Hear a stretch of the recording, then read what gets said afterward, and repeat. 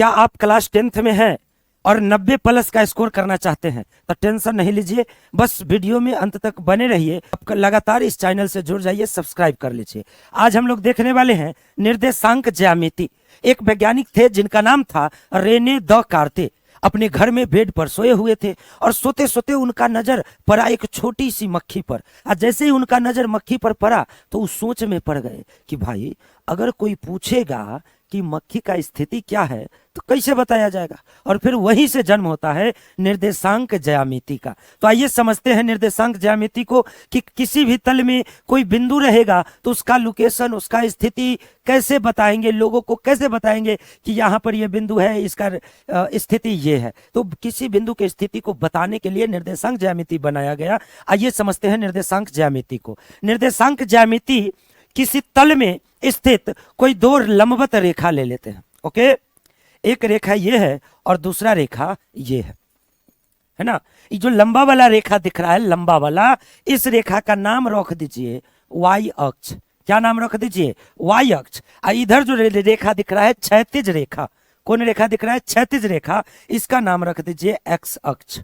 Okay, अब ध्यान से समझिए, किसी भी तल में स्थित लंबवत रेखा को वाई अक्ष कहते हैं और क्षैतिज रेखा को एक्स अक्ष कहते हैं। ये जो लंबवत रेखा है इसको कौन अक्ष कहेंगे? लंबवत वाला को वाई अक्ष और क्षैतिज वाला को एक्स अक्ष कहेंगे। अब ध्यान से समझिएगा, ये जो वाई अक्ष है और एक्स अक्ष है एक दूसरे को काट रहा है। और जैसे ही एक दूसरे को काट रहा है तो इस तल को 4 भाग में बांट रहा है।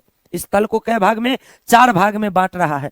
एक्स अक्ष एवं वाई अक्ष द्वारा बनाए गए तल को, इस चारों तल को, एक्स अक्ष एवं वाई अक्ष के द्वारा बनाए गए चारों तल को चतुर्थांश कहते हैं। याद रखिएगा, एक्स अक्ष एवं वाई अक्ष द्वारा बनाए गए तल को क्या कहते हैं? चतुर्थांश कहते हैं। इतना बात बुझ गए? आइए अब आगे बढ़ते हैं। वाई अक्ष को आप मान लीजिए पापा और एक्स अक्ष को मान लीजिए मम्मी, बायोलॉजी के हिसाब से, है ना। तो ये वाई अक्ष आपका पापा, एक्स अक्ष आपके मम्मी, और ये जो नीचे डैश इसको दे दीजिए वाई डैश, इसको आप कहिए मौसा। इसको क्या कहिए? मौसा। इसको कहिए एक्स डैश, इसको मान लीजिए मौसी। ओके, अब ध्यान से समझिए, मम्मी पापा मिलकर के घर बनाए। टोटल कै गो घर बना? 4 गो घर बना। कै गो घर बना? 4 गो घर। ये घर, चारों घर को मिला करके क्या कहते हैं? चतुर्थांश। एक्स अक्ष एवं वाई अक्ष अर्थात पापा एवं मम्मी के द्वारा बनाए गए घर को चतुर्थांश कहते हैं। अभी पहला घर का नाम रख दीजिए पहला चतुर्थांश। पहला घर का क्या नाम रख दीजिए? पहला चतुर्थांश। इसका नाम रखिए दूसरा चतुर्थांश। इसका क्या नाम रख दीजिए? दूसरा चतुर्थांश। इसका नाम रखिए तीसरा चतुर्थांश। इसका क्या नाम रखिए? तीसरा चतुर्थांश। ये आपका हो गया चौथा चतुर्थांश। ओके, अब ध्यान से समझिए, मम्मी पापा घर बनाए तो आप सबके घर में कुल देवी का एक स्पेशल रूम होता है, जो कहीं कहीं उसको कहते हैं गोसाई बाबा का घर। आइए देखिए, ये जो पापा और मम्मी का दीवार एक दूसरे को जहां पर काट रहा है इसी को कहते हैं गोसाई बाबा। कौन बाबा? गोसाई बाबा। और ये गोसाई बाबा कैसन होते हैं? गोल गोल। गोसाई बाबा कैसन होते हैं? गोल गोल होते हैं। गणित में इसका नाम होता है मूल बिंदु। गणित में इसका क्या नाम होता है? मूल बिंदु। गोसाई बाबा को क्या कहते हैं बाबू? मूल बिंदु। याद रखिएगा, गोसाई बाबा को क्या कहते हैं? मूल बिंदु। अब मूल बिंदु यानी 0 0। मूल बिंदु यानी 0 0। तो ऑब्जेक्टिव प्रश्न पूछेगा कि मूल बिंदु का निर्देशांक क्या होता है, तो कहिएगा 0,0। अब ध्यान से समझिए, ये जो गोसाई बाबा है अर्थात मूल बिंदु है, एकरा ऊपर आ एकरा दहिना तरफ धनात्मक संख्या होता है।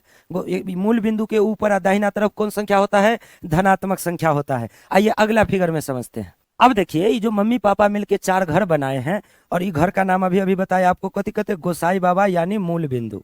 गोसाई बाबा यानी कि मूल बिंदु, है ना। आई मूल बिंदु के ऊपर और मूल बिंदु के दाहिना तरफ धनात्मक संख्या होगा, प्लस वाला संख्या।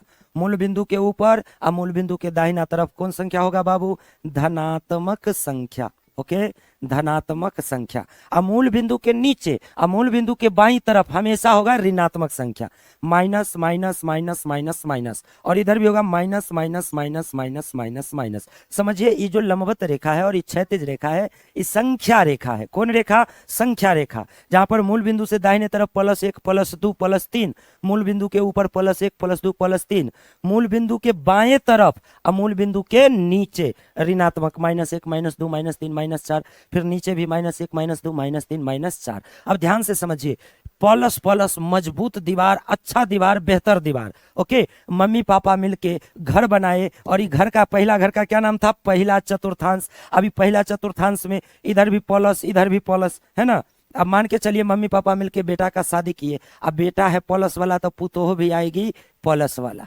बेटा प्लस वाला यानी बेटा सुंदर और पुतोहियो सुंदर आएगा। अब ई वाला में आइए, ध्यान से देखिए, बेटा है प्लस, बेटा प्लस, लेकिन पुतोह, बेटा प्लस है तनी सा लेद निकला है ना। तब बेटा तो प्लस है तनी सा लेद निकला है, तो पुतोह कैसन मिलेगा? पुतोह तनी सा खराब नहीं मिलेगा, खराब बोले तो माइनस वाला। तो अब आपसे ऑब्जेक्टिव प्रश्न पूछा जाएगा, प्लस प्लस कौन चतुर्थांश में?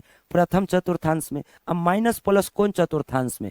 तो द्वितीय चतुर्थांश में। अब ध्यान से समझिए, तीसरा घर में वही आएगा, बेटा भी खराब होगा, पुतोहियो खराब होगा। ई में मोटका मोटकी है। तीसरा घर में कौन है बाबू? मोटका मोटकी, बेटो है मोट और कनियो है मोट, है ना, मोटका मोटकी यानी माइनस माइनस। और चौथा घर में बेटा तनी ठीक, पुतोह तनी ठीक ठाक है। पुतोह हो जाता है संजोग से, लंगूर के हाथ में अंगूर वाला बात। तो यहाँ पर पुतोह मिला सुंदर, एकदम प्लस, सब गुण अच्छा पॉजिटिव में है, लेकिन बेटा तनिए सा बंदर सनक है। बेटा तनिए सा कैसन है? बंदर सनक। अब ध्यान से समझिए, ये प्लस माइनस कौन चतुर्थांश में है? चौथा चतुर्थांश में। ओके, प्लस प्लस कौन चतुर्थांश में? प्रथम चतुर्थांश में। माइनस प्लस द्वितीय चतुर्थांश में, और माइनस माइनस तृतीय चतुर्थांश में। ऑब्जेक्टिव प्रश्न जरूर पूछा जाएगा कि माइनस माइनस किस चतुर्थांश में स्थित होता है, तो आप कहिएगा तृतीय चतुर्थांश में। अब समझेंगे कि अगर मान के चलिए कि चारों घर में से कोई एक घर में, है ना, कोई एक घर में खाना का टेबल लगाना है ना। इन्हें बैठेगा मोटका पुतो, मोटकी पुतो, है ना, इन्हें मोटका बेटा बैठेगा। ओके, इन्हें ससुर जी बैठ जाएंगे, इन्हें सास जी, चारों आदमी मिल के बैठ के खाना खाएंगे। तो टेबल किस पॉइंट पर लग रहा है, टेबल का स्थिति क्या है, ये बताने के लिए तनी ऐसा सोचना पड़ेगा। क्या सोचना पड़ेगा कि एक्स अक्ष से दूरी माप लो और वाई अक्ष से दूरी माप लो, फिर अंदाजा मिल जाएगा कि कोई, अब जैसे मान के चलो घर से निकली मोटकी कनिया और निकल के पूछी अपना सास से कि तनी बताइए ये टेबल कहाँ पर है या टेबल कहाँ लगाएं। ओके, पुतोह सास से पूछ रही है कि टेबल कहाँ लगाएं। तो टेबल लगाने के लिए सास दिमाग लगाई, रेने द काटते वाला दिमाग, दिमाग लगा के बताई सास कि एक्स अक्ष से इतना दूर पर और वाई अक्ष से इतना दूर पर। अब ध्यान से समझिए, जब एक्स अक्ष से दूरी मापा जाएगा, कहां से दूरी मापा जाएगा? एक्स अक्ष से दूर जाएगा तो चलना पड़ेगा वाई अक्ष पर। कहां चलना पड़ेगा? वाई अक्ष पर। अगर मान लो यहां पर अंक बैठा दे 1 2 3 4 5 6, इधर भी अंक बैठा दिए, इधर भी अंक बैठाते हैं, 1 2 3 4 5 अंक बैठा दिए। अब ये मोटकी कन्या इधर से निकली, है ना, इधर से निकल के अपना सास से पूछी कि मम्मी जी टेबल, खाना वाला टेबल किधर लगाना है। सास बताई कि एक्स अक्ष से 6 दूर जाओ। एक्स अक्ष से कितना दूर जाओ? 6 दूर जाओ। कौन घर में? पहला घर में। और वाई अक्ष से 4 दूर जाओ।